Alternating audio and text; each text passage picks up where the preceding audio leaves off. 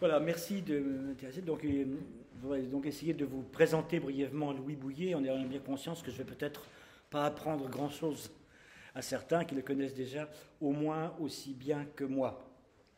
Alors j'ai prévu aussi de vous distribuer, d'ailleurs, pour donner un peu de consistance de chair, quelques photos que j'ai pu rassembler, que j'ai réunies sur une feuille. Alors sur les photos numéro 1 et 2, vous voyez le père Bouillet. Alors la première, je vais garder parce qu'il n'a pas encore la barbe. Moi je l'ai toujours connu avec la barbe. Donc voilà. Alors voilà. Donc ce sont les deux premières. C'est vraiment vers la fin des années 50. Et puis la photo que vous retrouvez sur beaucoup des rééditions qu'il a, la photo numéro 3, où en fait on le voit. Donc je pense dans les années 60, le milieu des années 60, ça y est, la barbe a poussé, le poil n'est pas encore blanc, et il est là avec Hans-Urs von Balthasar, dont le cheveu n'est pas encore tout à fait blanc. Alors, sur les reproductions, les rééditions au cerf, bien souvent, on a enlevé Balthasar et malheureusement, Bouillet ferme les yeux sur cette photo. Bon, voilà, j'aime beaucoup mieux. Alors, qui est celle vraiment le Bouillet que j'ai connu, vraiment, à partir de 1970, qui est la photo numéro 4 en bas, et où vous remarquerez le col romain, qui est en fait un col de clergyman anglican. Une preuve, l'œcuménisme peut se trouver jusque dans le col romain. La photo numéro 5, c'est une photo, disons, qui date de la même époque, du début des années 70. Le père Bouillet avec son célèbre chapeau, mais là vous voyez qu'il a quand même un col romain, et pas un col anglican. La photo numéro 6, c'est avec le père Fessio. Alors, cette père Fessio est comment dirais-je, c'est la version cow-boy du jésuite. Voilà, qui est un jésuite tout à fait non conformiste de l'université de San Francisco, qui a fondé Ignatius Press, l'Ignatius Institute à l'université jésuite de San Francisco, qui s'est valu un tas d'ennuis de la part non pas de ses ennemis, mais de ses supérieurs. C'est pas toujours une si grande différence. Et qui a donc été le dernier employeur du père Bouillet. Mais lorsque le père Bouillet continue à enseigner là-bas à 80 ans passés, a commencé à donner des signes de faiblesse. J'ai reçu un coup de téléphone du père Fessio m'annonçant: le père Bouillet est gâteux, il ne peut plus, on le remet dans l'avion, vous auriez intérêt à le récupérer dès l'aéroport. Vous donnez quand même le style cow-boy du père Fessio. Et puis là, la dernière photo, ce n'est pas moi qui l'ai prise, une de celles que j'ai retrouvées, c'est vraiment le père Bouillet à la fin de sa vie, et il y a, que vous le voyez, une certaine inquiétude dans son regard, donc qui est due en grande partie à la maladie d'Alzheimer. Alors il était né en 1913, vous le voyez, dans une famille avec une partie d'origine espagnole, du côté de son père, mais aussi sa mère avait beaucoup travaillé comme jeune fille au père chez des Anglais, ce qui peut expliquer un petit peu son anglomanie. C'est une famille protestante, disons plutôt comment dirais-je, protestant, mais je dirais que déjà très moderne, dans la mesure où on allait déjà qu'il y a une très grande variété dans le protestantisme, mais aller dans les églises à portée de la main, si j'ose dire, celle dont le style convient le mieux, les personnalités du pasteur convient le mieux. C'est devenu très moderne. Voilà. C'est un des points sur lesquels les protestants ont été largement en avance par rapport à nous. Et donc, ça naviguait donc entre des presbytériens très stricts et des presbytériens qui gardaient beaucoup d'importance, plus proches des luthériens, si vous voulez, et donc de l'Église réformée de France. Il fait des études de lettres. Ensuite, il se découvre une vocation. Alors, après avoir traversé, je dirais, deux crises dans son adolescence. Ça, c'est important. La première a été vers l'âge d'une douzaine d'années, la mort de sa mère, la mort prématurée de sa mère, qu'il a évidemment douloureusement ressentie.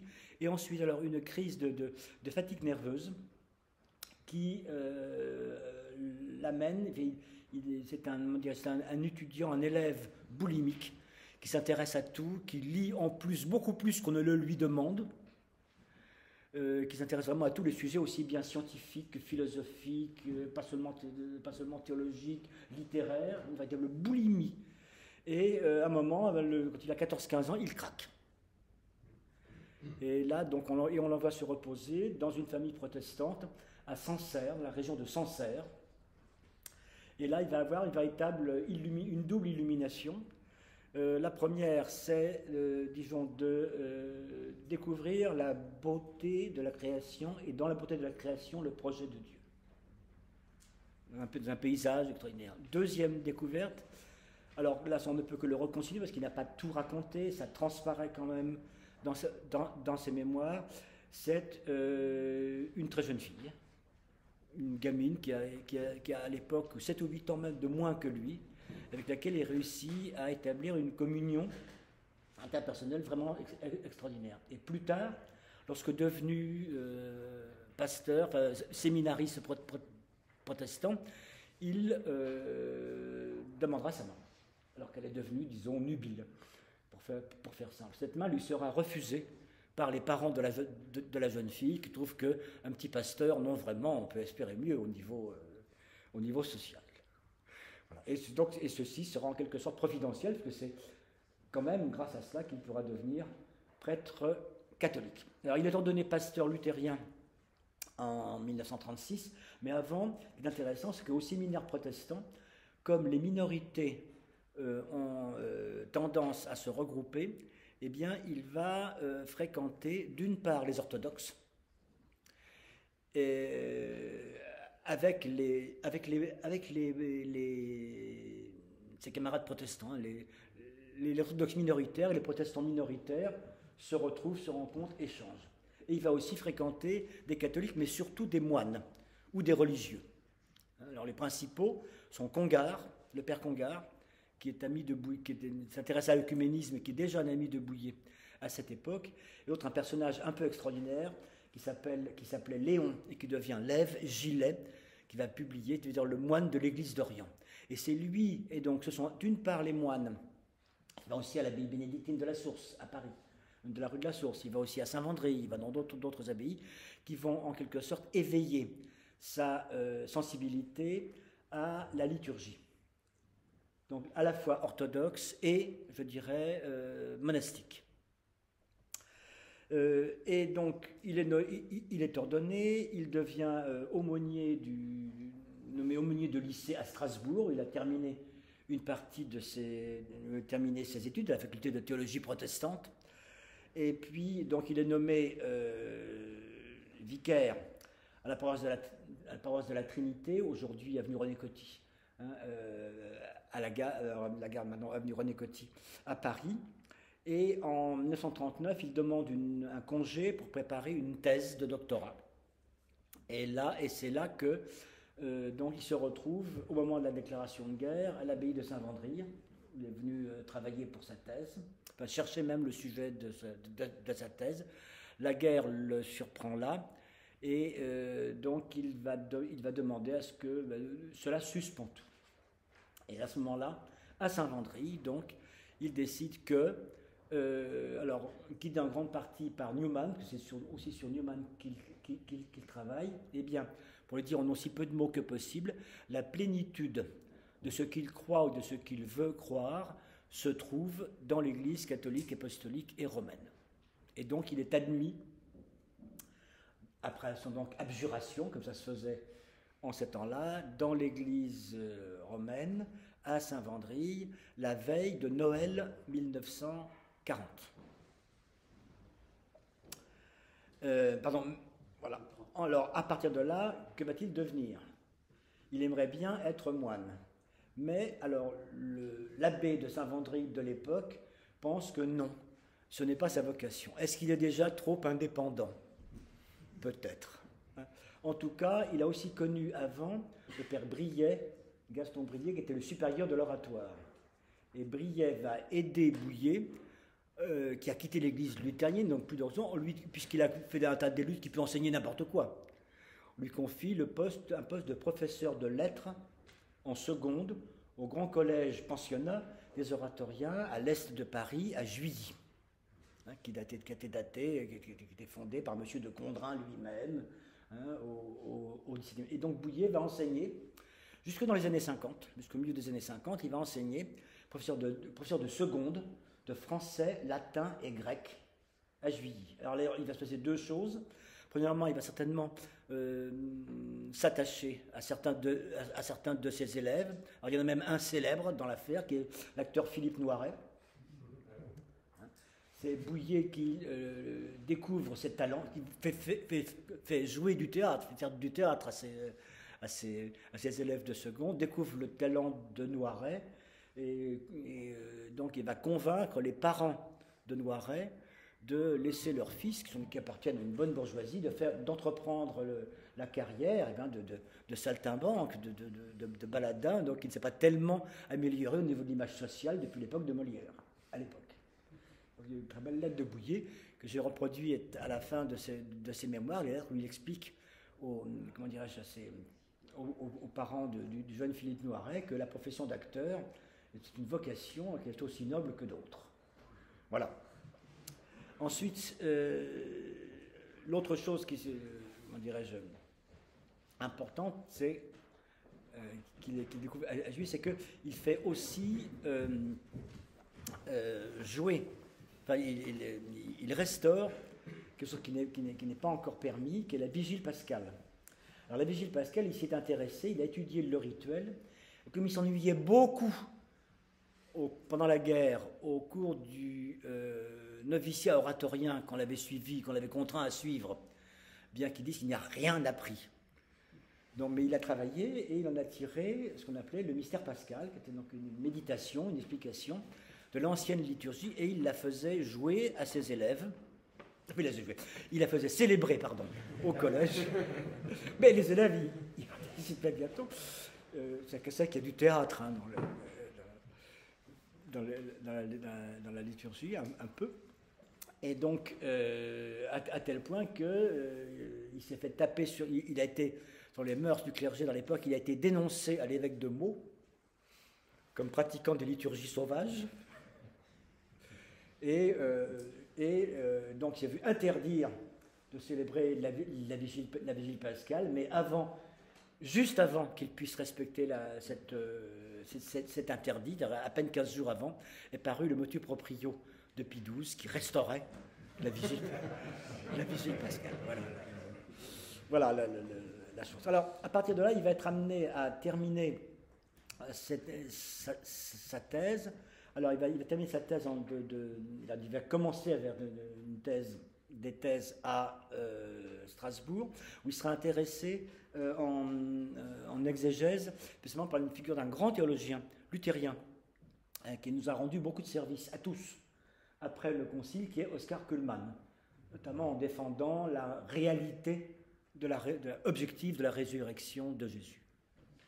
Comme ça, disons, à l'époque où certains théologiens catholiques et même jésuites, disons, branlaient un peu du manche, nous avons été très contents de trouver Cullmann pour nous remettre, pour resserrer les boulons. Voilà. Donc il était l'élève de Cullmann, il avait donc fait à ce moment-là un premier livre, et puis il a fait donc sa thèse catholique sur saint Athanase. Donc, il avait donc dévoré avec boulimie les pères de l'Église dans les bibliothèques, et c'était dirigé par le grand théologien dogmatique de l'époque, qui était le père Guy de Breuil, jésuite. Et puis Guy de Breuil ensuite l'a pris comme assistant. Puis Guy de Breuil étant un peu malade, ou on l'a appelé à faire des cours à l'étranger, Bouillet l'a remplacé, tout en restant professeur à Juilly. Et puis, comme il savait tout faire, et que c'était après la guerre, donc il a pris de plus en plus de cours, mais sans, je dirais, pour boucher les trous. Et c'est un peu comme cela, si vous voulez, qu'il est devenu aussi polyvalent, qu'il a traité de sujets aussi divers. Et donc, il s'est passé une chose importante ensuite, au début des années 50, qui a été qu'il a été invité aux États-Unis. Alors, où ça? Eh bien, à la grande université catholique à l'époque, l'université de Notre-Dame pour ceux qui parlent français seulement, donc, qui était fondée par une congrégation française, les Pères de la Sainte-Croix. Et vous retrouvez, alors c'est perdu dans la plaine du Middle West, à côté de la ville de South Bend, dans l'Indiana. C'est un paysage tout plat, et vous avez là un campus énorme, avec une reconstitution en béton véritable de la grotte de Lourdes, Voilà. Et puis une université qui a eu, je crois, 25 000 étudiants. Parce que maintenant, on a quand même réuni les deux campus. Il y avait le campus des filles avant, c'est pareil, le campus des garçons. Mais c'était pareil dans les autres universités, même protestantes. À Harvard, il y avait Harvard pour les garçons et Radcliffe pour les filles, de mon temps du moins, du temps où j'étais étudiant. Donc il va aller aux États-Unis. Et là, il va donc non seulement faire des cours, mais ces cours vont devenir des livres en anglais. Donc, une partie de son œuvre a été rédigée d'abord en anglais. Il parlait l'anglais, je suis prof d'anglais, il parlait l'anglais comme un cochon. Du moins au niveau phonétique, parce qu'il n'y avait pas une faute d'orthographe, de grammaire, hein, le vocabulaire. But he would speak like this. And everybody understood. Voilà. Voilà. Mais alors, ceci m'amène aussi à un point important qui est que, pas tous, mais la plupart de ces livres sont le fruit de ses cours. C'est-à-dire qu'il fait cours, et je dirais que ses étudiants font des polycopiés. Alors, parmi ceux qui ont fait des polycopiés du cours de Bouillet, il y a eu Jean-Marie Lustiger, à la Cato de Paris, qui est entré au séminaire, il a eu Bouillet comme professeur. Et Bouillet trouve que les polycopiés, ils n'ont rien compris. Les polycopiés sont mauvais. Donc, voilà, donc il va tirer lui-même de ses cours des choses un peu plus sérieuses, où les étudiants prennent quand même et puis après, bon, bah voilà, les étudiants vont dire, mais on pourrait peut-être le prêter à d'autres. Bah, dans ce cas-là, bon, bah voilà, on va l'éditer. Alors, tous les livres, ça c'est le cas de la plupart des livres de Bouillet. Donc vous avez des matériaux, vous avez donc des recherches pour un cours, un plan, une pédagogie qui est mise au point devant les élèves. Vous savez, l'étudiant américain, parce que d'entre vous en ont fréquenté ou en ont subi, comme prof, hein, parce que le prof subit les élèves, il ne faut pas croire. Donc l'étudiant américain est d'une naïveté quelquefois agressive. Hein, s'il ne comprend pas, il vous le dit tout de suite. Il ne laisse pas passer. Hein, ils ont été dressés et élevés comme ça. Alors, ça ralentit beaucoup. Mais enfin bon, voilà. Donc le Père Boudin, c'était une très bonne école. Il enseigne à l'Institut catholique de Paris, et puis aussi au séminaire international de Strasbourg, et donc il va publier de plus en plus de livres, et parmi ses lecteurs, donc il y avait une réputation, c'est traduit en italien, en anglais, en italien, en espagnol, et dans les lecteurs en italien, il y a un certain Montini, qui est l'archevêque de Milan.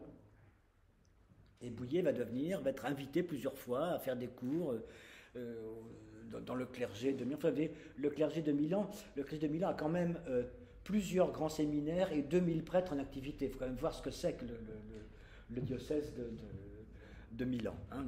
Donc Bouillet va intervenir à plusieurs reprises, mais du coup, Montini, le futur Paul VI, va lui rester attaché. Alors néanmoins, Bouillet ne va pas au concile. Pourquoi ? Parce que s'il est bien en cours auprès de Montini, Montini n'est pas à Rome, et les théologiens qui vont au concile sont ou bien ceux qui ont été choisis par les bureaux romains qui préparent le concile, ou bien ceux qui ont été pris comme experts, peritus, on disait, par un évêque.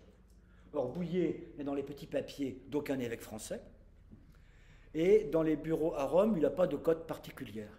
Donc, il n'assistera pas au concile. Alors, il participe à une commission préparatoire sur les séminaires, mais à la fin du concile, quand Paul VI est devenu pape, il est nommé tout de suite à la commission chargée de la mise en œuvre de la réforme liturgique. Alors, il participe à ceci.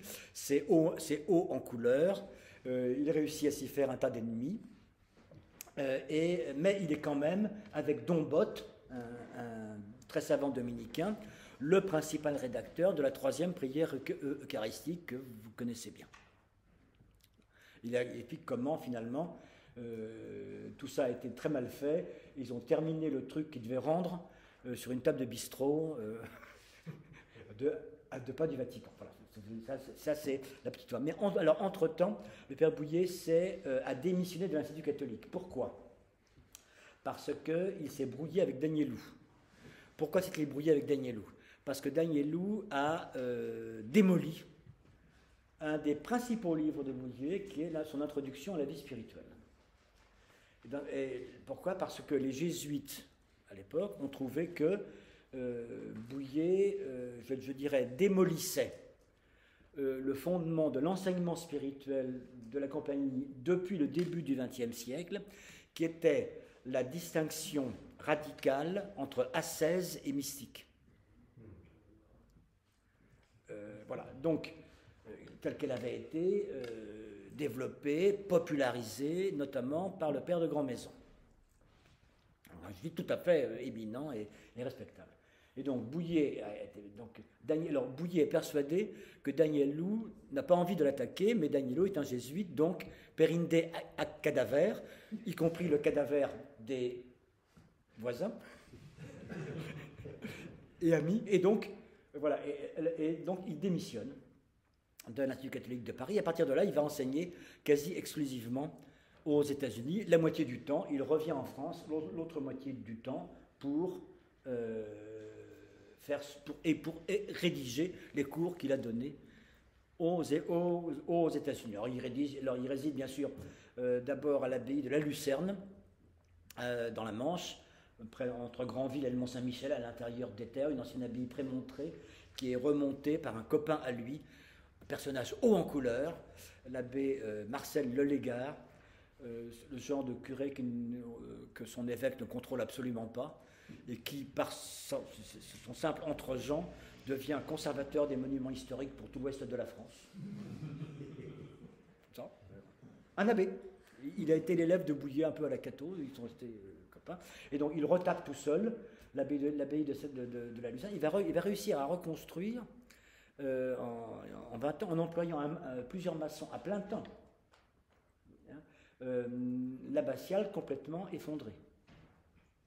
Il faut y aller aujourd'hui. Il rachète aussi un château fort qu'il fait reconstruire. C'est un personnage de extraordinaire. Mais enfin, comment dirais-je, Bouillet finalement trouve que le légat est insupportable, et c'est vrai.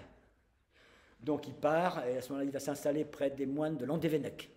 Mais là, il a des ennuis avec sa vue, sa vision. Il faut qu'il ne soit pas trop loin d'un hôpital. Et Landévennec, c'est dans la presqu'île de Crozon. L'hôpital le plus proche, c'est Brest. Pour y aller, il faut revenir, faire tout le tour de la rade. 1 heure de voiture, ça peut être trop tard. Donc voilà, il se débarrasse de sa maison de Landévennec. Il nous la revend, comme ça, il nous a dit, achetez-moi ma maison. Comme on venait de toucher l'héritage de ma grand-mère, on ne pouvait pas dire non, on ne pouvait pas dire qu'on n'avait pas les sous. Voilà. Voilà, donc, mais après, donc, finalement, il réussit ensuite, il revient à la Lucerne, puis on s'y fait cambrioler plusieurs fois dans une petite maison de la Lucerne, donc il va s'installer jusqu'à la fin de sa vie à l'abbaye de Saint-Vendry, qui était celle où il aurait voulu rester au départ.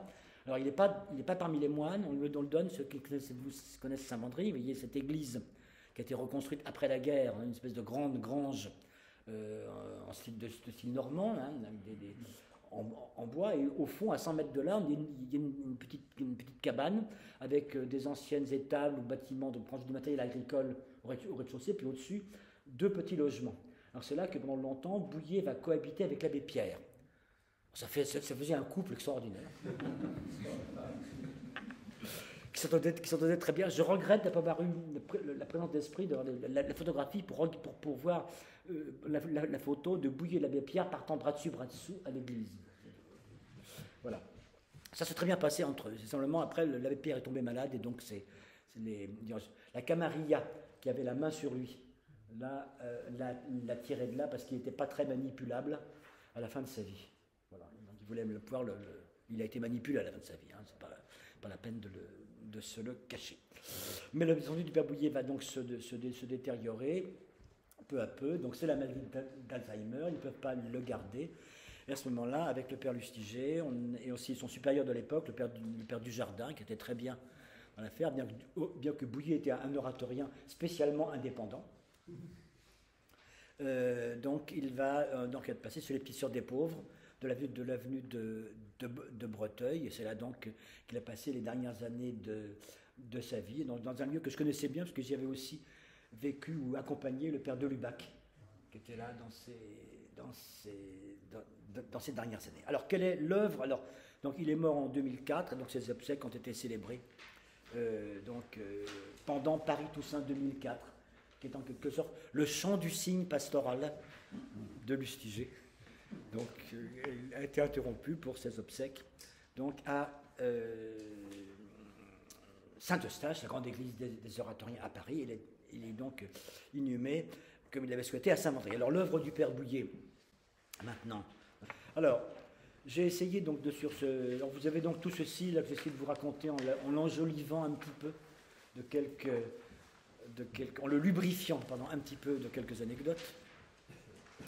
C'est donc un essai de présentation de l'œuvre du père Bouyer, divisé, comme vous le voyez, en un certain nombre de sections que sont nommées par des lettres de A à M. Donc, il y en a quand même beaucoup. Ça représente au total 57 titres. Alors c'est beaucoup, mais c'est peu. Si vous voulez, la bibliographie de Balthazar, on comprend plus de 120. Balthazar est une autre personnalité aussi, quand on l'a connu, disons, au moins aussi extraordinaire que Bouyer. Alors, l'œuvre de Bouyer. Alors, je commence ici par, disons, deux premiers livres qui sont voilà, donc, premièrement, son tout premier livre, qui sont des 3 lettres à un de ses élèves du gymnase, c'est-à-dire du lycée protestant de Strasbourg, pour le préparer à la première communion. On a pu le rééditer il y a quelques années.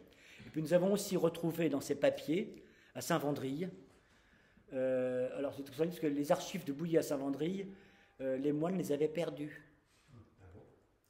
Ils ont déménagé le petit appartement qu'il avait dans la dépendance au bout de l'allée derrière l'église, et on dit mais ah ben on ne sait pas, on ne les retrouve pas. Et puis un jour ils ont voulu faire une nouvelle, repeindre une pièce dans le grand bâtiment 17e pour le petit déjeuner des hôtes.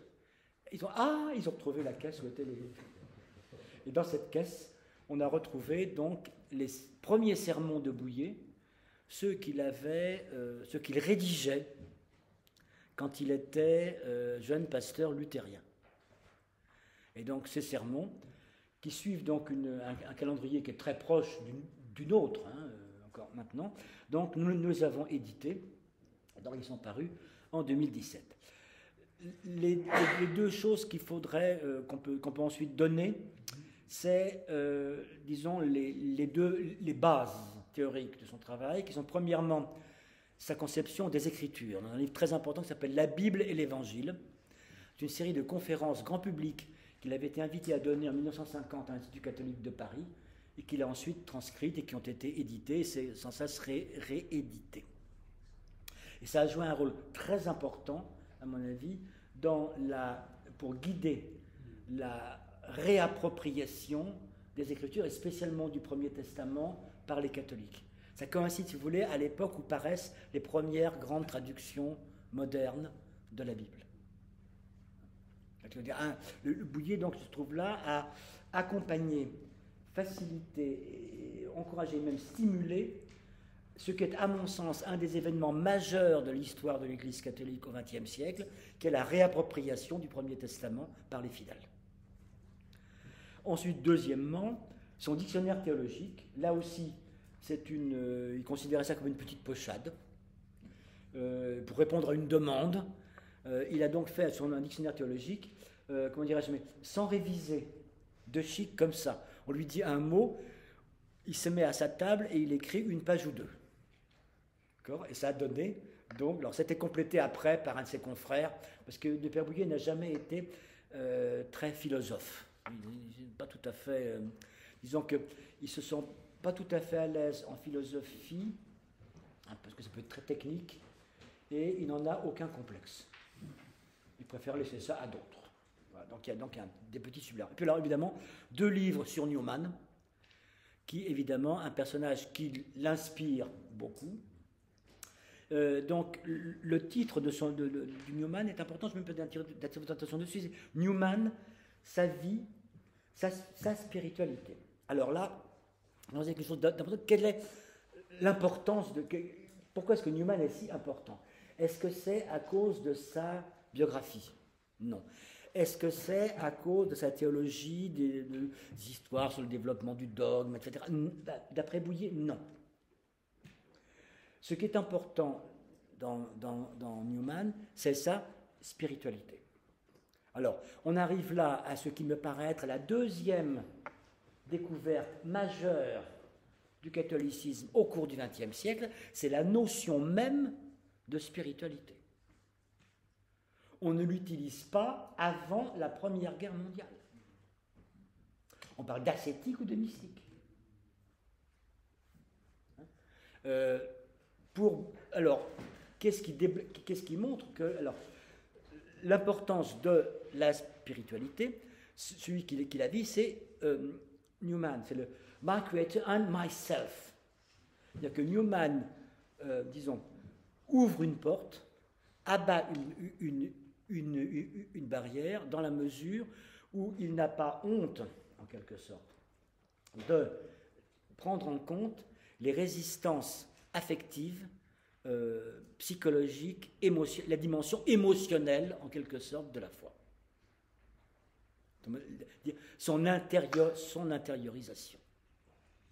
Il n'y a pas d'un côté la foi, on croit, on récite le credo, puis terminé, cherchez pas à comprendre, vous dites oui. Bon. Puis deuxièmement, faites ce qu'on vous dit, y compris en morale, et puis au niveau pour les rites. Ben non, il y a un investissement personnel. Alors c'est là-dessus, pourquoi le titre est significatif, Newman, sa vie, bon, dans laquelle Bouillet, bien sûr, reconnaît eh bien,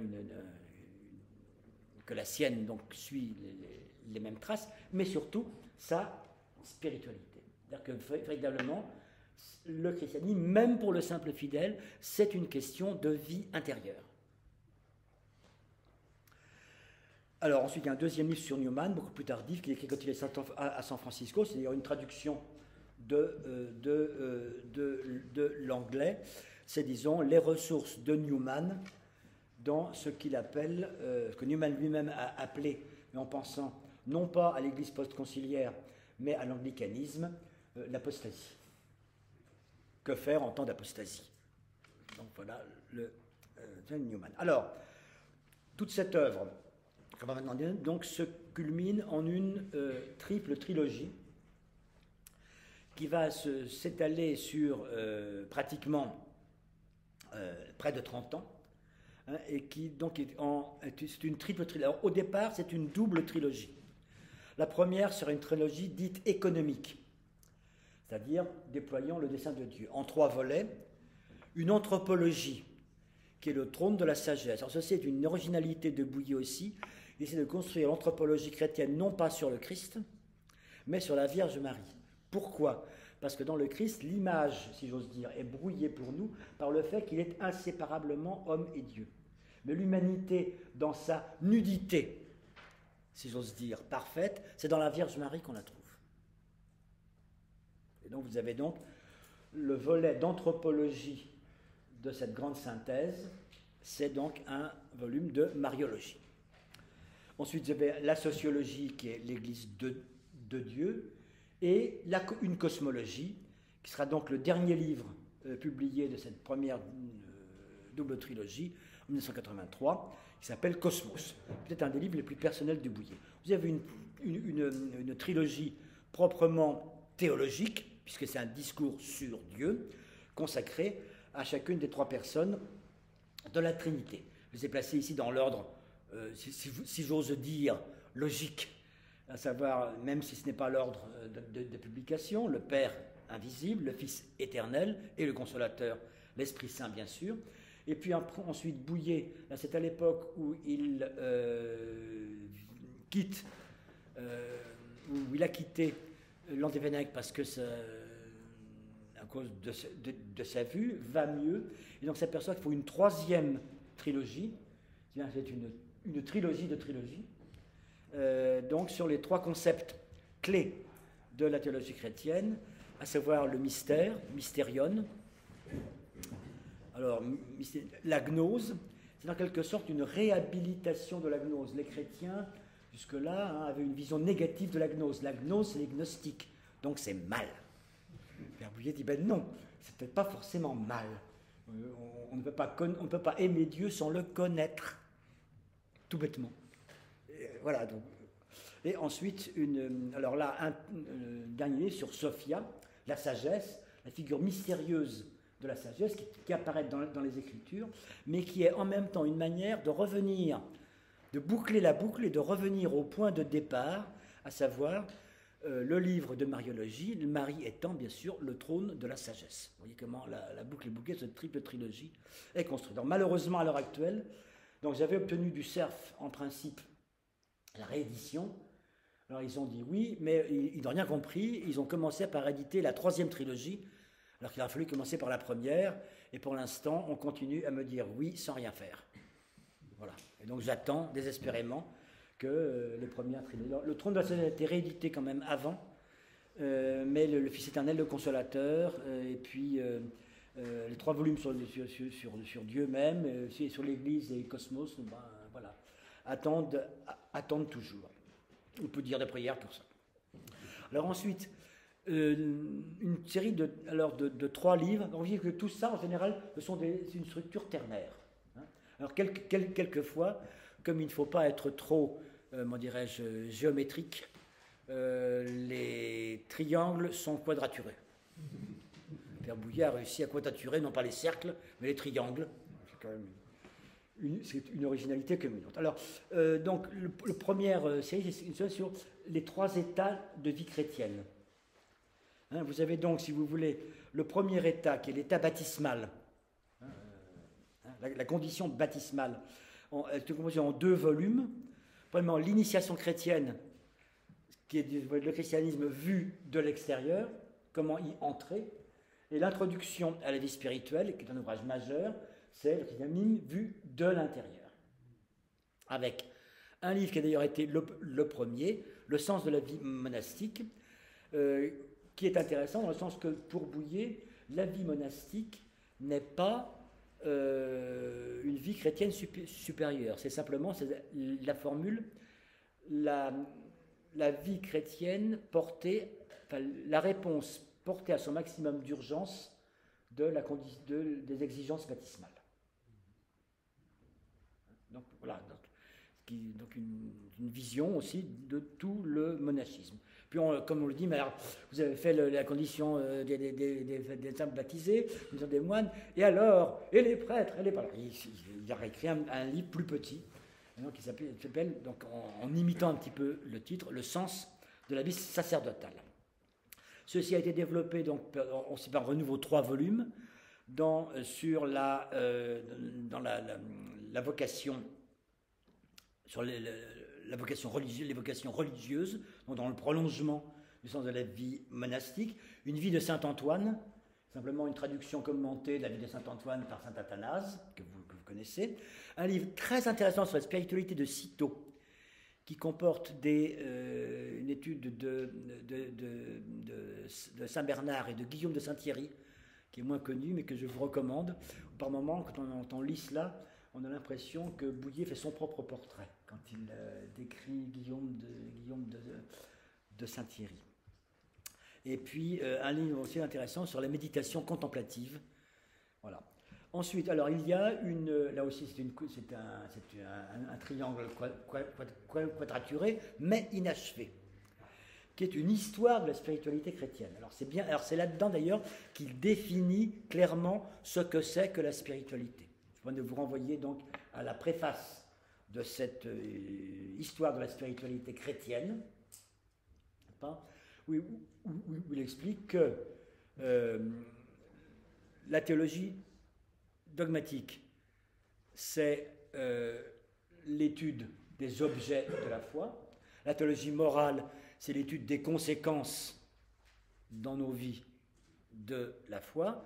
Et la théologie spirituelle, la spiritualité, c'est l'étude des effets en nous des objets de foi et des préceptes de la théologie morale et de la discipline de l'Église. Les choses sont bien définies. Et donc, ceci a une histoire.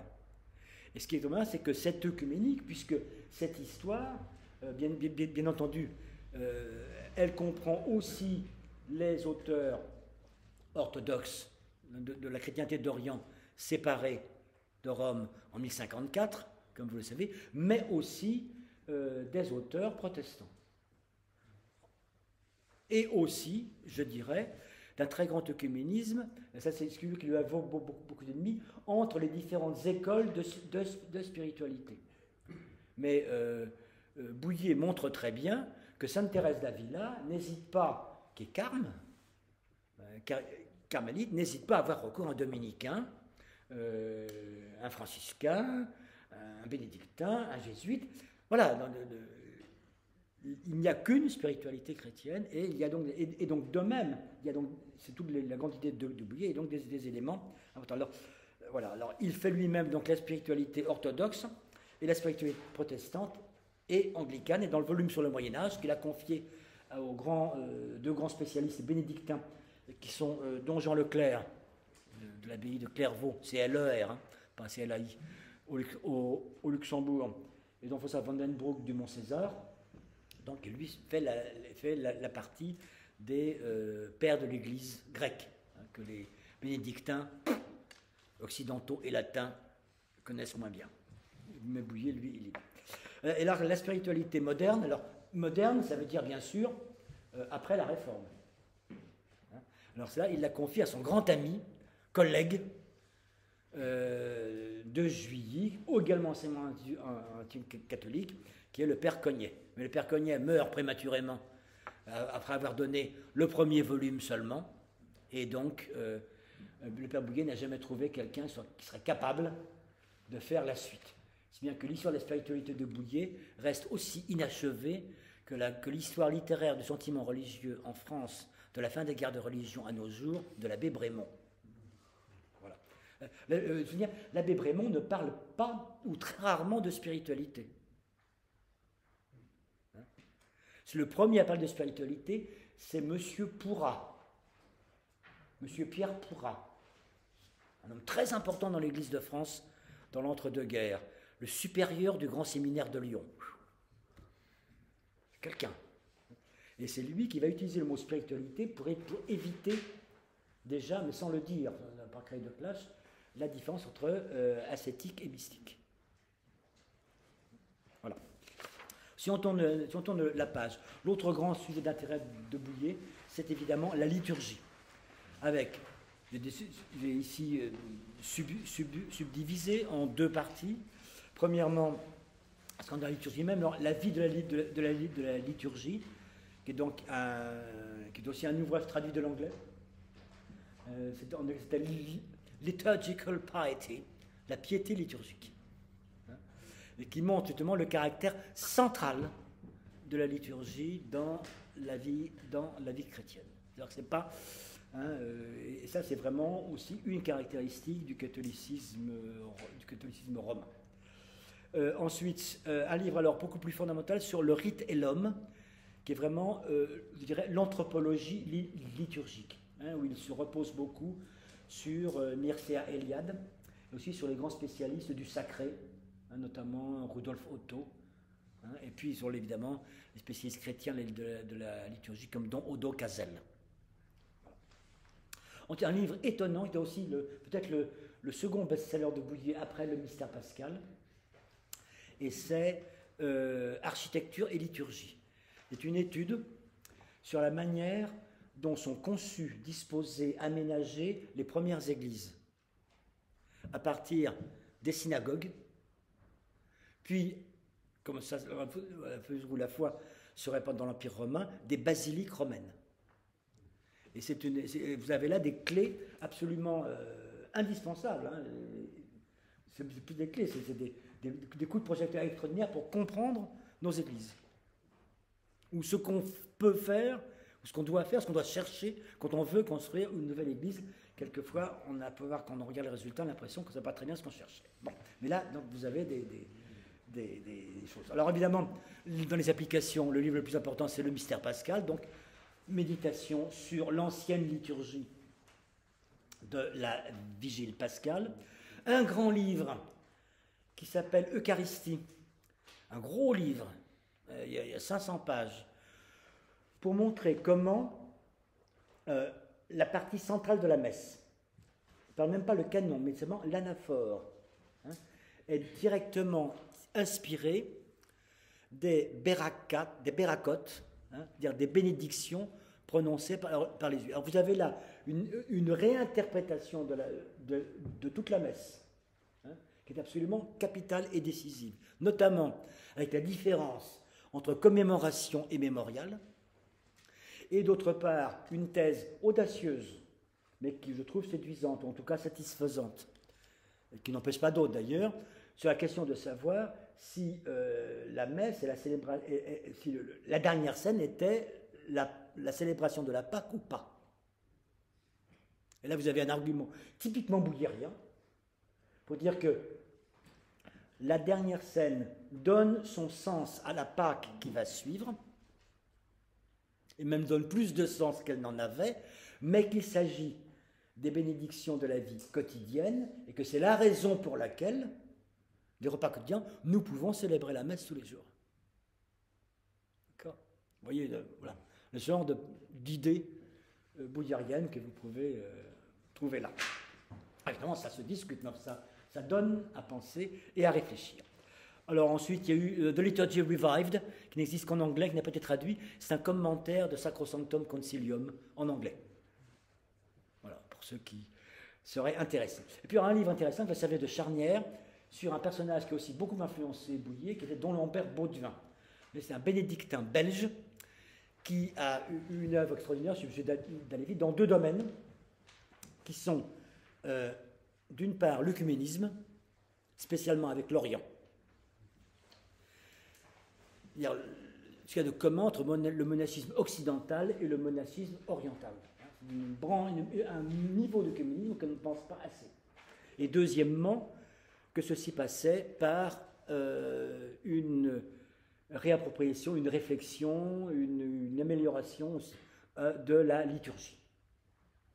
Donc, dont le Baudouin était à la fois un grand rénovateur liturgique, un grand renouveau liturgique et de l'œcuménisme.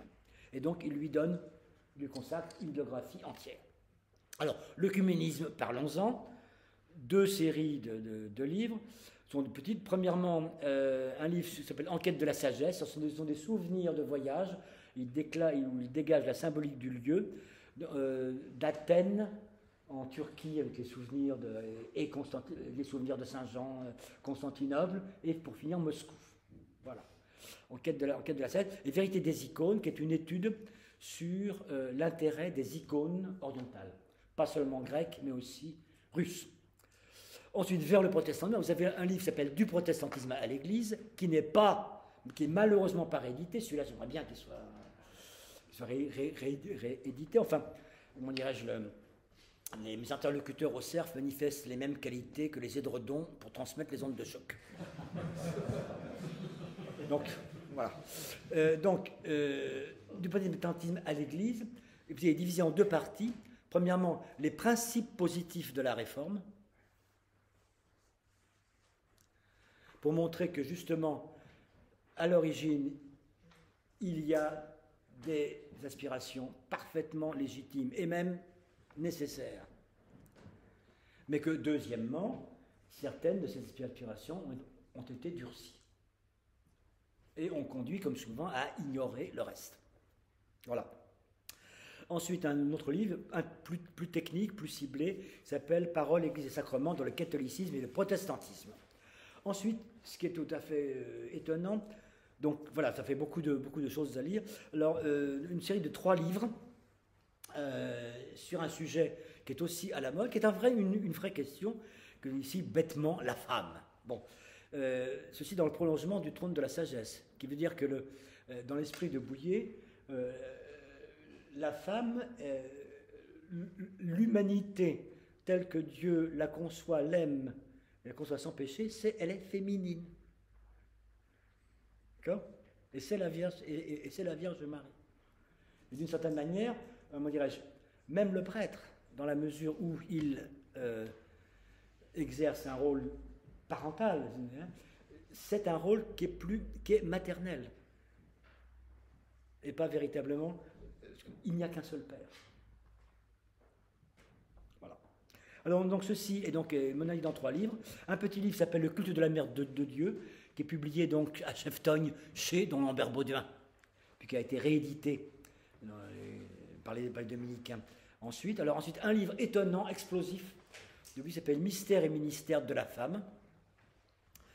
Donc, je me rappelle à l'époque, donc on se connaissait bien, on se voyait souvent à l'époque. Il dit écoutez, c'est un livre écrit pour répondre pourquoi est-ce qu'il ne faut pas ordonner des femmes. Et la réponse est très simple, c'est parce qu'elles sont trop bien pour ça. Bon, c'est une boutade, évidemment, mais vous avez là toute la vision de Bouillet de la distinction des sexes qui est de l'ordre de la création.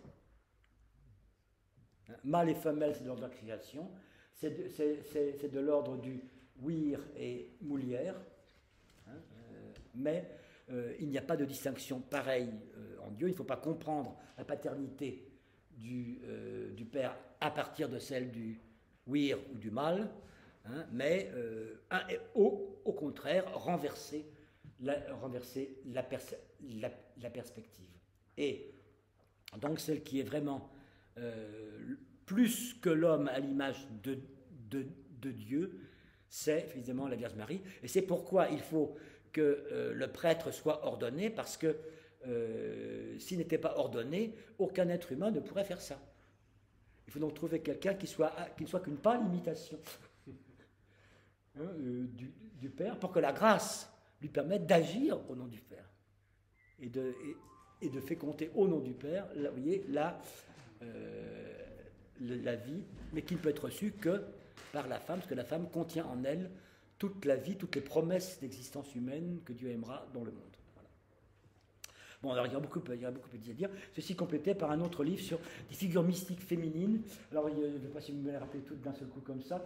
Donc, ça commence par Edwige d'Anvers, mais il y a aussi, bien sûr, Sainte Thérèse d'Avila, Sainte Thérèse de Lisieux, Élisabeth de la Trinité, et Edith Stein, que Bouillet était un des tout premiers à découvrir. Alors, Bouillet était aussi un très grand découvreur, donc il est le premier à découvrir Edith Stein dès les années 50, et aussi dès les années 50 à découvrir Tolkien.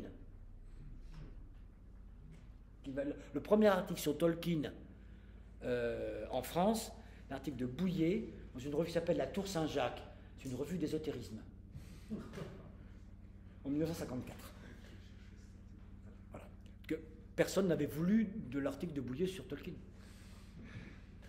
Voilà, c'est une revue d'ésotérisme dans laquelle il réussit à placer cela. Alors ensuite, c'est beaucoup intéressé à ce qu'il a appelé l'humanisme catholique, c'est-à-dire la vision chrétienne. Alors pour lui, parce que voilà, il est né protestant, si vous voulez, et il est très sensible à la rupture, hein, de la Réforme, à ce qu'on a appelé la Renaissance, à ce que, disons, à l'arrivée dans la modernité. Alors, d'ailleurs, il va reprendre ceci, pour gagner un petit peu de temps sur la suite, dans son roman, un de ses romans qui s'appelle Les Eaux Belles, qui est le roman M2. Vous voyez là, c'est vraiment que ça se passe à l'époque de la Renaissance, de la Réforme. Alors, il y a donc un livre sur des humanismes autour d'Erasme. Bon, je suis obligé d'aller vite maintenant. Un très beau livre, un très grand livre sur Thomas More, sur Sir Thomas More. Et puis un autre livre qu'il avait écrit là, par devoir, pour essayer quand même de justifier qu'il entrait à l'oratoire, qui date en 1946, vous voyez. Mais enfin, c'est un Philippe Néry dûment bouillérisé, qui a été réédité, qui a déjà été réédité 2 fois. Le Thomas More de Bouillet est aussi bouillérisé, hein. Alors, je vous signale, une chose intéressante, une thèse de Bouillet intéressante, c'est l'explication qu'il donne de la fameuse utopie de Thomas More. Pour lui, il ne faut pas séparer l'utopie de Thomas More de l'éloge de la folie d'Erasme. Ah, pourquoi? C'est la même idée. C'est de montrer à quel point il ne faut pas être idéologique et dogmatique. L'exemple, c'est un auteur grec de l'Antiquité très mineur, oublié qu'on oublie, qui s'appelle Lucien de Samosate. Alors Érasme et Thomas More, racontent Bouilly, il a retrouvé ça, passent quelques jours ensemble à la campagne, et pour s'amuser, qu'est-ce qu'ils font? Ils retraduisent Lucien de Samosate. Ils disent, ah, si on le mettait au goût du jour. Ils se répartissent la tâche. Érasme va faire l'éloge de la folie, c'est ce qu'on appelle l'ironie. C'est-à-dire qu'il va dire, il va montrer ce qui est idiot, scandaleux, en faisant semblant que c'est normal. Oui. Et Thomas More va lui se charger de la partie humour, qui est de décrire les choses comme elles devraient être, en feignant que c'est bien ainsi qu'elles sont et qu'elles existent. Vous voyez? Vous voyez la manière de resituer l'éloge de la folie d'Érasme et l'utopie de Thomas More. Voilà, c'est des intuitions bouillériennes. Alors ensuite, il y a évidemment des écrits polémiques, donc humains ou chrétiens. C'était la grande querelle, la grande époque où il fallait se demander est-ce qu'il faut d'abord nourrir les gens avant de les évangéliser ou les évangéliser, puis après on verra. Alternative, bien sûr, stupide. Bon, voilà. Ensuite, la décomposition du catéchisme. Alors ça, c'est le livre qui a publié en 68, qui a contribué à faire de Bouillet, pendant des années, une non-person, au sens orwellien du terme, c'est l'angliciste qui parle là, hein, dans l'Église de France. Hein, j'ai expliqué plusieurs fois, dans les années 70, à des évêques, que si on leur parlait de Bouillet, c'est comme si c'était perçu tout d'un coup, comme si on les avait piqués quelque part. Bon, voilà. Donc religieux, et il a aggravé son cas en 75 dans religieux et clerc contre Dieu. Alors là, c'est contre toute la théologie post-conciliaire. Donc, alors voilà. Vous direz, il faut pour le sang, on peut s'en délecter, mais à condition d'avoir quelques, capacités masochistes. Voilà. Ensuite, alors, il y a des monographies académiques. Le 4e évangile, c'est un livre qu'il avait écrit en tant que protestant, qui a été republié tel quel par les dominicains du Cerf, il n'y avait rien à y changer. Sa thèse sur l'incarnation de l'Église corps de Christ chez saint Athanase, il y aurait beaucoup à dire sur la thèse, on n'a pas le temps de tout faire, c'est de donner quelques petits flashs, quelques petits flashs seulement, parce que, si vous voulez, le point important que l'incarnation et la divinité du Christ a de l'importance pour l'ecclésiologie et pas seulement pour la théologie dogmatique. Voilà. Ensuite, un autre livre, alors là c'est le côté proche de Tolkien, sur un petit livre sur les lieux magiques de la légende du Graal. Alors, l'autobiographie, le métier de théologien, les entretiens avec Georges Dex, un journaliste qui le comprend bien, avec lequel il s'entend bien. On l'a réédité en 2005 à la mort de Bouillet. C'est une très bonne introduction pour ceux qui voudraient commencer par quelque part. Ensuite, ces mémoires que j'ai réussi finalement à éditer, parce qu'au début, les oratoriens avaient dit « Non, c'est nous ». Bon, moi, petit laïc, respectueux du clergé. Puis à la fin, il avait refilé ça au père Jean Dujardin, que je connaissais bien, parce qu'on a beaucoup travaillé dans l'histoire de relations avec le judaïsme avec lui et le sujet. Et Judarien me dit « Mais moi, je n'ai pas le temps ». Alors j'ai donc dit à ce moment-là aux orateurs, puis il commençait à baisser sérieusement, donc j'ai pris les choses en main, si bien que ces mémoires sont parues 10 ans après la mort de Bouillet. Voilà. Enfin, elles demeurent accessibles. Et puis nous avons retrouvé, dans les cartons retrouvés miraculeusement à Savandrille, donc des notes, alors d'une part sur la genèse de sa grande synthèse, et puis d'autre part sur ses livres préférés et ses lieux préférés. Et il y a aussi, pour terminer, ce qui va me permettre de conclure sur la dernière section, donc les notes préparatoires à l'écriture de son dernier grand roman.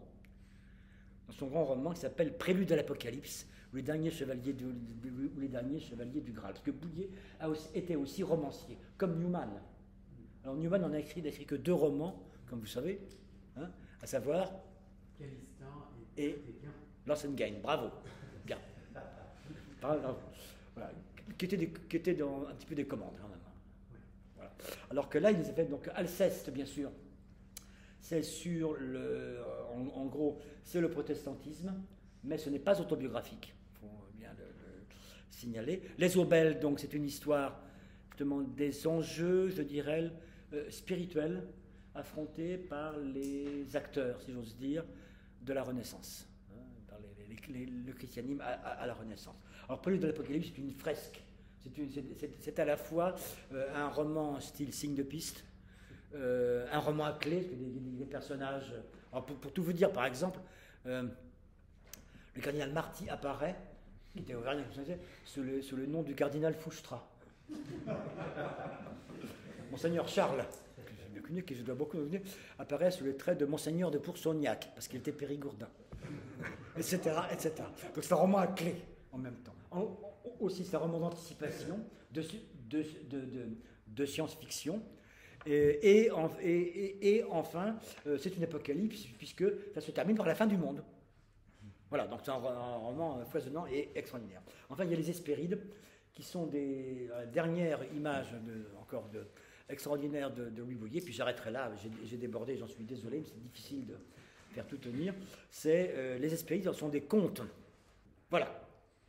J'ai arrêté, c'est un peu long, c'est foisonnant, ça part dans tous les sens, mais donc je demande votre indulgence, et si j'ai pu vous donner l'idée ou l'envie de mettre le nez dans l'un ou l'autre de ces livres, j'espère simplement vous laisser dans l'embarras de savoir par lequel commencer.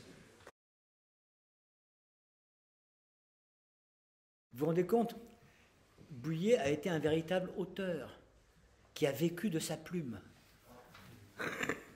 C'est impensable aujourd'hui, étant donné les tirages et les chiffres de vente.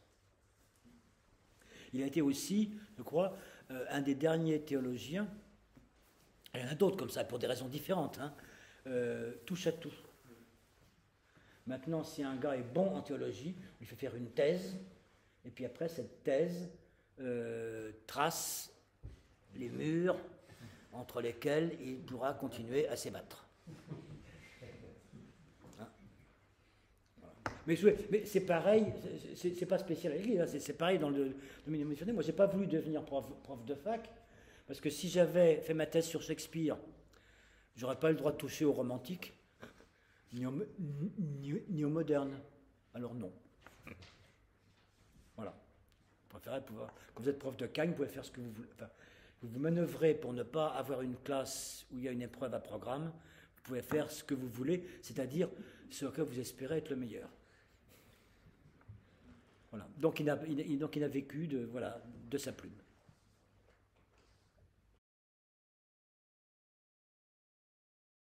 Bouillet arrive dans l'Église à une époque où on commence par faire de la philosophie avant de faire de la théologie.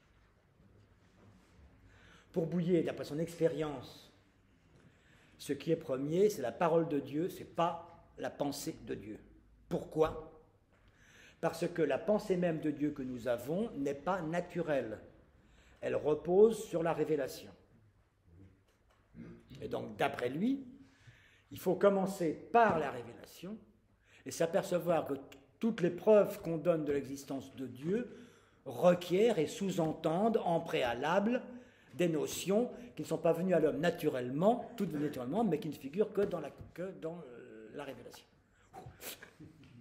Donc, si vous voulez, vraiment, pour lui, alors, les choses ont évolué depuis, hein, mais Bouillet représente véritablement une réaction, c'est comme ça que je l'interprète, hein, par rapport à cet état, si vous voulez, hein, des sciences religieuses, où on considérait qu'il fallait faire de la philosophie. Vous savez, pour prouver que le Christ est Dieu, on va prouver qu'il y a un Dieu. Puis après, on peut faire entrer ce qu'on sait du nommé Jésus dans la définition de Dieu qu'on a donnée. D'après Bouillet, c'est pas que c'est mal, mais c'est qu'on peut peut-être faire mieux. Et donc, il ne s'investira pas là-dedans. C'est comme ça que je le comprends. Non. Je ne crois pas. Je ne crois pas. Disons que l'impression que j'ai, hein, c'est facile, surtout à distance, c'est que Paul VI a pensé que Bouillet pouvait l'aider. En raison de ses compétences et de ses pédagogies, mais pas lui donner des idées qu'il n'aurait pas. Il a voulu utiliser les talents de pédagogue de Bouillet. Alors c'est la raison pour laquelle, alors ça on sait, enfin, Bouillet a réussi à éviter, on sait, hein, après la mort de Paul VI, cardinal Villot a dit à Bouillet que Paul VI lui aurait voulu en faire un cardinal. Et ça, Bouillet l'avait senti, et il s'était mis à l'abri. Premièrement, en publiant la décomposition du catholicisme, qui le rendait persona non grata aux yeux de la majorité du clergé français de l'époque, et donc le disqualifiait comme porte-parole du pape, il n'aurait pas été entendu. Et deuxièmement, pour faire bonne mesure, alors ça c'est lui qui l'a raconté, je vous donne cette petite anecdote, la fois suivante où il a été convoqué à Castel Gandolfo, il s'est présenté en costume de velours, noir, pas en soutane. Là, c'était mis en... Alors, ça ne gênait pas Paul VI, mais pour les membres de la maison pontificale, oh!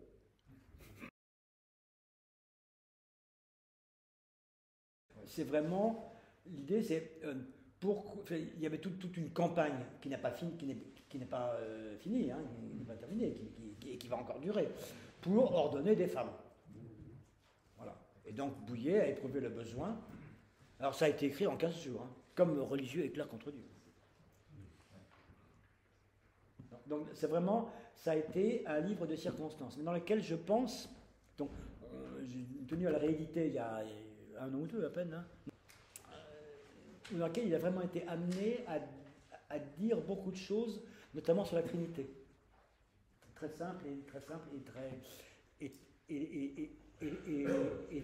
direct. Parce que le problème, c'est de savoir, pour l'ordination des prêtres, dans quelle mesure est-ce qu'un être humain peut être conformé, suffisamment conformé à Dieu pour être son instrument, en quelque sorte. Voilà. Alors, la question, voilà, et donc ceci suppose donc de prendre les choses non pas d'un point de vue, c'est ce qu'il a voulu faire, dire. D'habitude, les arguments pour l'ordination des hommes sont des arguments purement humains, anthropologiques, sociologiques, etc. Les Bouillet, non. La prêtrise, c'est pas ça. Ne répond pas à un besoin humain. C'est un don de Dieu, alors. Et c'est même agir au nom de Dieu. Qu'est-ce qu'il faut? Quelles sont les conditions requises pour qu'un être humain puisse agir au nom de Dieu? Voilà. C'est comme ça qu'il a voulu reposer le problème, me semble-t-il. Je dis bien Dieu, j'aurais dû dire Dieu trinitaire pour être complet, hein, parce que pour Dieu, comme pour tous ces théologiens hein, du XXe siècle, c'est beaucoup plus net, me semble-t-il, que dans le siècle précédent. Donc l'important, c'est que Dieu n'est pas une abstraction, Dieu c'est de l'action, du mouvement, une dynamique, hein, dans une circulation, c'est une vie qui est une animation, la circulation, hein, dans les dons réciproques entre les personnes trinitaires, ce qu'on appelle, qu'on fera circumcision de Dieu. En tant que témoin, je peux dire qu'il s'y est pas beaucoup investi. D'abord, il était très mécontent, parce que, pour plusieurs raisons. D'abord, ce qu'on faisait la Commission théologique internationale, d'après ce qu'il disait, était rangé dans une armoire si ça n'allait pas directement à la corbeille à papier. Bon. Donc ça ne servait à rien. Deuxièmement, il ne voyait pas très bien quelle pouvait être la fonction de cet aréopage en parallèle, en soutien, en parallèle, du magistère. Bon. On dira quoi ça? Oui, Bougonon, je ne me rends compte. Puis troisièmement, quand il y allait, il fallait non seulement qu'il y aille à ses frais, mais qu'il se loge à ses frais.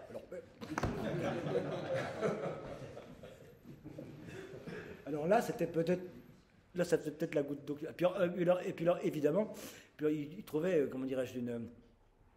Alors, en général, c'était très ennuyeux, parce que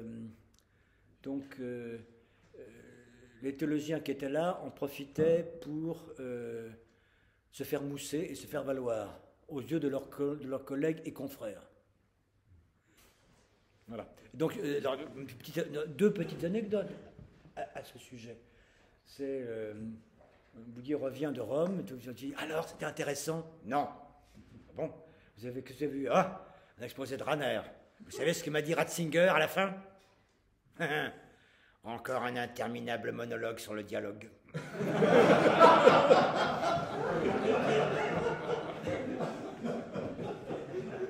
Voilà, donc c'était voilà le genre de donc il y a longtemps que c'était pas. Et donc il a été donc nommé en 70.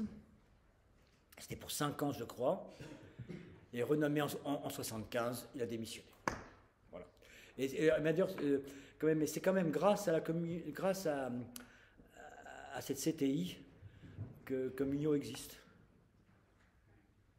Parce que c'était un soir de CTI, donc les Français, à savoir Danielou, Bouillet, Delubac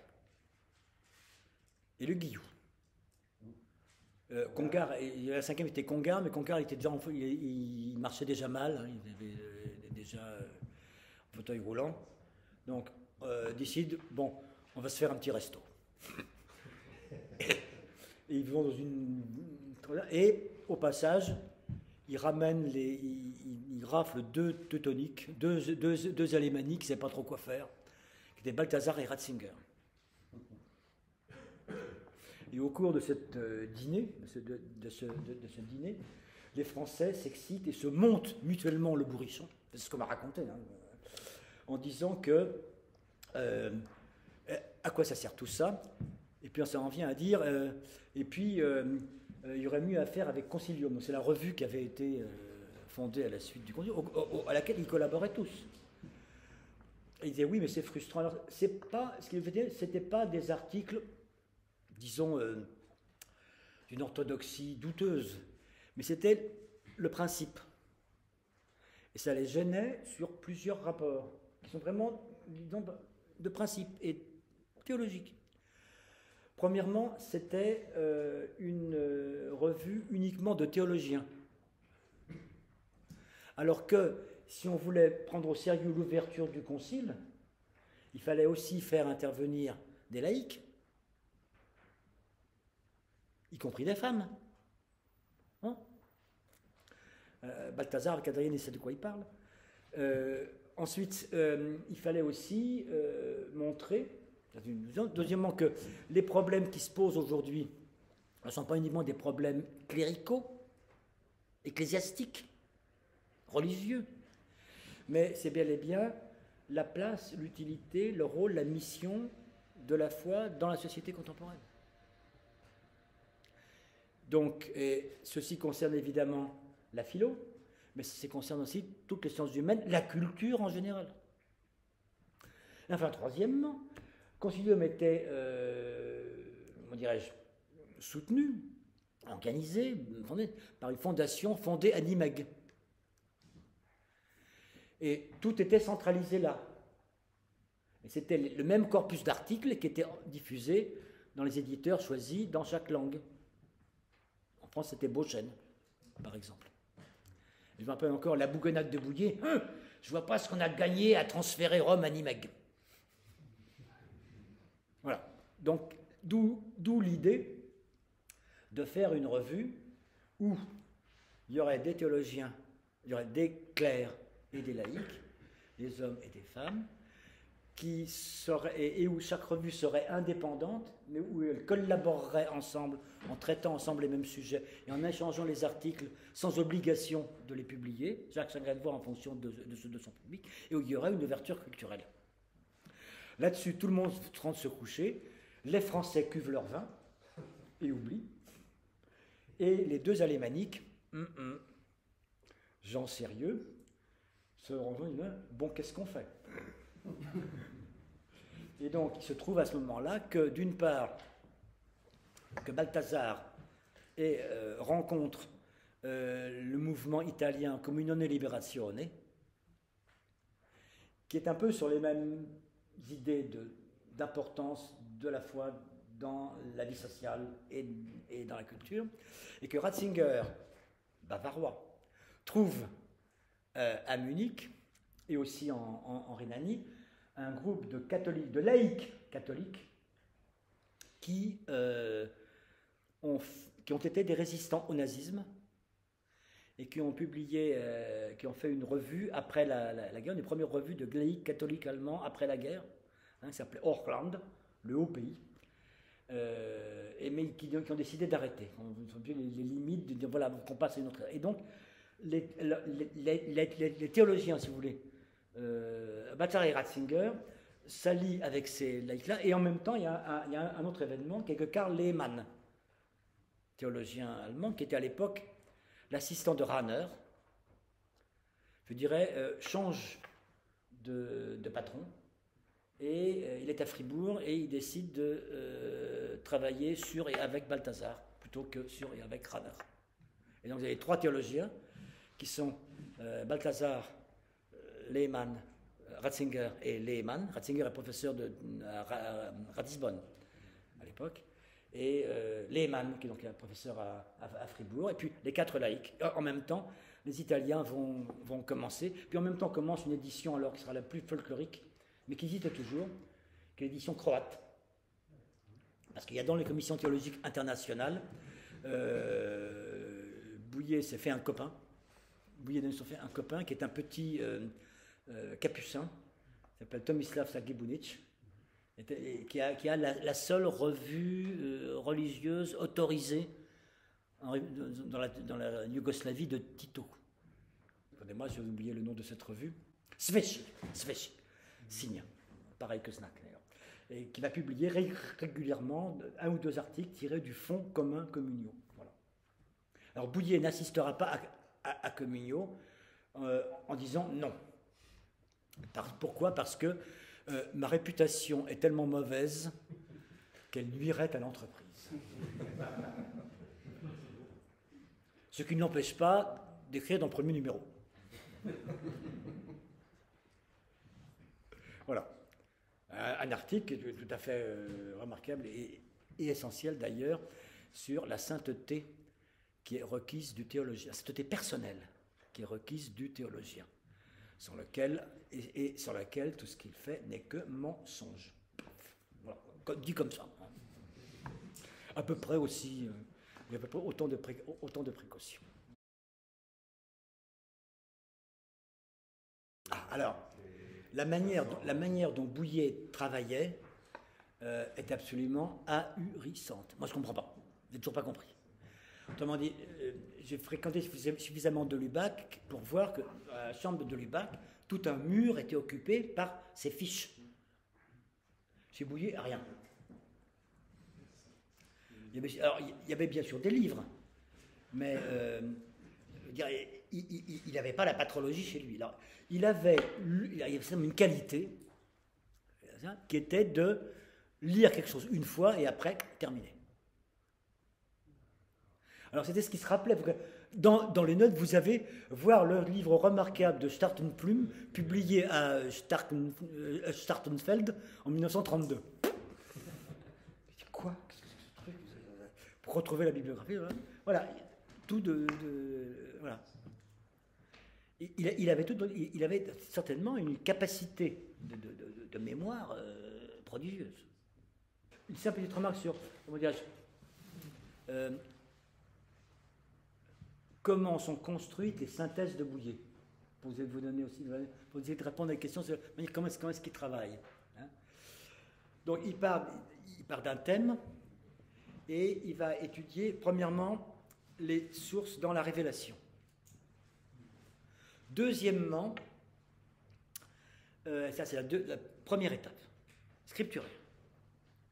Deuxième étape, la manière dont ces sources ont été comprises, interprétées, exploitées dans l'histoire. Et ceci, suivant le sujet, aussi bien l'histoire de la théologie que l'histoire de la spiritualité, que l'histoire tout court, que l'histoire culturelle, voire économique, etc. Et ce n'est que dans un troisième temps, qu'il propose une synthèse qui ne se veut pas définitive, mais celle qu'il peut faire en s'inscrivant dans la continuation de ce parcours, qui n'est pas achevé. Voilà, en gros, la structuration des grandes, chacun des volumes de la synthèse bouilliérienne. Il y a forcément des fixations qui sont soit choisies en raison de l'intérêt qu'il y trouve, ou qu'il y découvre, et qui se précisent, soit en fonction de demandes extérieures. Je ne pense pas qu'on puisse dire qu'il y a une...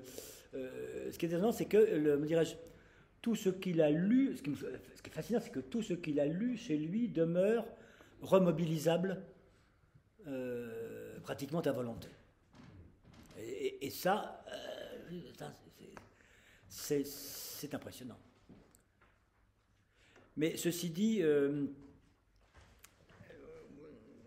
pour ceux que j'ai un peu mieux connus, hein, vous aviez un peu le même phénomène chez, chez de Lubac, qui a été amené pour d'autres raisons hein, à étudier des sujets d'une diversité extraordinaire. Mais il en gardait suffisamment souvenir pour relancer tout. Et pour, à certains moments, vouloir revenir sur tel ou tel sujet. Les derniers livres de Lubac, il y a très peu de notes. C'est un exemple, si vous voulez, de du fait que tout ce qui a été acquis demeure acquis, remobilisable, et en fonction de demandes extérieures ou de besoins ressentis de l'extérieur, à la force de réflexion, voilà, quelque chose, c'est réexploité. C'est comme ça que je le comprends. Il est certain qu'il avait une capacité d'assimilation assez... il faut voir aussi que pendant très longtemps, c'est un livre que je n'ai pas mentionné là, pendant très longtemps aussi, il a fait un papier par semaine pour France Catholique, de l'époque de Jean de Fabrègue. En plus de ça, donc il y avait quand même une facilité encore une fois, de mobilisation et d'écriture. Ce qui rend son style un peu difficile, il a des phrases très longues, parce qu'il écrit vraiment, l'écriture est vraiment au fil de la pensée.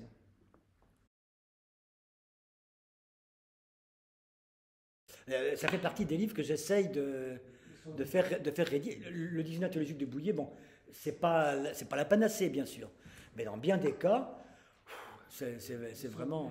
Et c'est parce que c'est une série, c'est pas écrit comme un dictionnaire, c'est une série d'articles. Hein, on dit à Bouillet, justice, par exemple, je prends comme ça, justice. Oula, ah ben donnez-moi une feuille de papier. Voilà. Donc il y a une capacité, vous avez d'assimilation, vous avez raison d'inciter, de synthèse, oui. Son idée, si vous voulez, c'était que en gros, on confondait ouverture au monde et reddition. Voilà. Et que donc, donc c'était cette idée, alors qu'il avait déjà rencontré en tant que dans le renouveau liturgique, par exemple. Quand on lui avait dit, alors je ne sais pas si c'est des personnages, est-ce que le nom de l'abbé Michonneau vous dit quelque chose? Oui. Bravo. Donc, il y a, donc dans l'immédiate après-guerre, la pastorale liturgique du Sacré-Cœur de Colombes, elle est un modèle. Et donc l'abbé Michonneau, très naturellement, se trouve invité dans les cercles on cherche de voir comment on pourrait... D'ailleurs, à l'origine, non pas attirer davantage de monde, mais être plus fidèle Parce que c'est ça qui attirera davantage de monde et pas en répondant à la demande. Hein. Le principe étant fondamental, c'est que c'est pas l'homme qui va vers Dieu, c'est Dieu qui vient vers l'homme le premier. Et donc c'est comme ça qu'on attira. Bon. Et alors, si vous voulez, ce que Bouillet reproche fondamentalement, c'est l'inversion de cette perspective. C'est de dire qu'est-ce qui pourrait permettre à l'homme d'aller vers Dieu. Et donc on regarde l'homme, on ne regarde plus Dieu. Et donc l'abbé Michonneau s'opposait à ce que Bouillet introduise la lecture en français, à voix haute, de l'Ancien Testament dans la liturgie de la parole, et remplace le graduel par un psaume. L'objectif étant, c'est une esthétique, une mentalité qui est totalement étrangère aux gens à nos contemporains, et vous n'avez pas le droit de leur imposer ça. Si vous voulez. Mais fondamentalement, c'est l'inversion, c'est comme ça que je comprends, l'inversion de la relation à Dieu.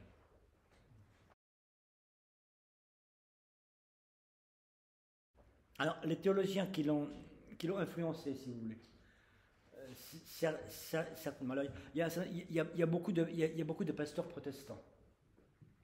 Hein? Bon, Monod, etc. Il y a aussi des orthodoxes.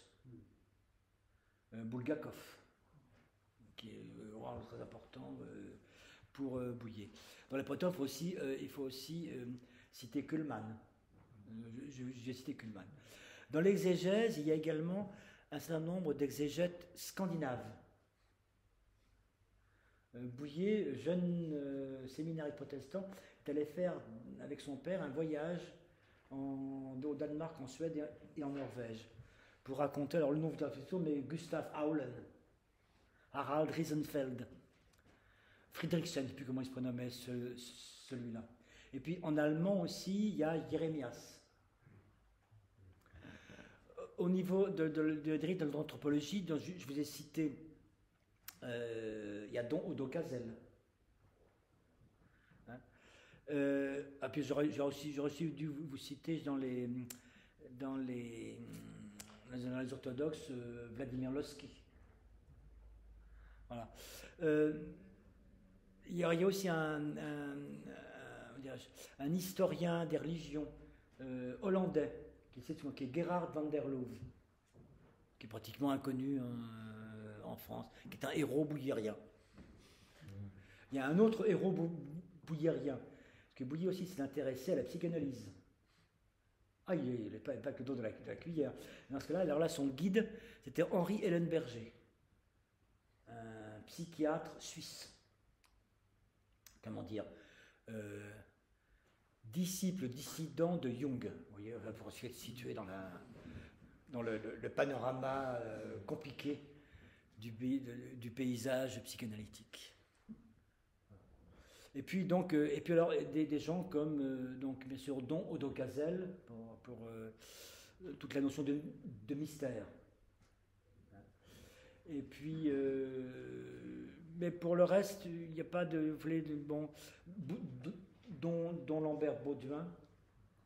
Mais si vous voulez, je pense que Bouillet n'a pas de théologien modèle. Il y a un tas d'inspirateurs, de gens dont les idées l'inspirent, mais c'est lui qui fait sa synthèse.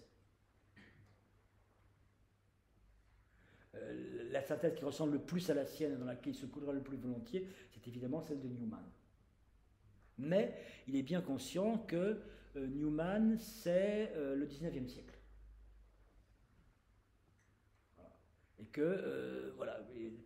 Et je dirais qu'il a une sensibilité peut-être plus grande que Newman aux dilemmes, aux difficultés, aux défis qu'ont dû relever les hommes de la Renaissance au moment où ils ont dû faire le choix entre de la réforme ou de la fidélité à l'Église.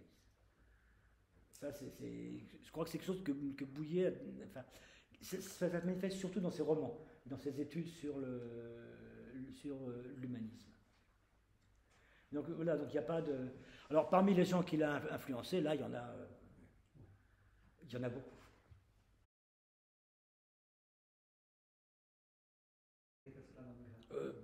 Peut-être, je n'ai pas, disons, d'instrument de mesure pour ce genre de... Je ne connais pas d'instrument de mesure. Enfin, aujourd'hui, c'en est un. Hein. On m'a demandé d'aller parler de Bouyer dans différentes abbayes. Bon, j'y vais. Hein. Mais il faudrait voir le juge de pair, la matière. Hein. Le truc sérieux, c'est les chiffres de vente. Je voudrais que soit publié en priorité le dictionnaire théologique, que ça c'est relativement facile. Il a déjà été republié en 91, je crois, hein, c'est épuisé, il faudrait le refaire. Et puis alors surtout, et ça évidemment, c'est évidemment pas rentable, les volumes non réédités de la grande trilogie. À savoir le don de la société, mais donc l'Église de Dieu, quand même une somme extraordinaire, Cosmos, le Père éternel, le Fils invisible et le Consolateur.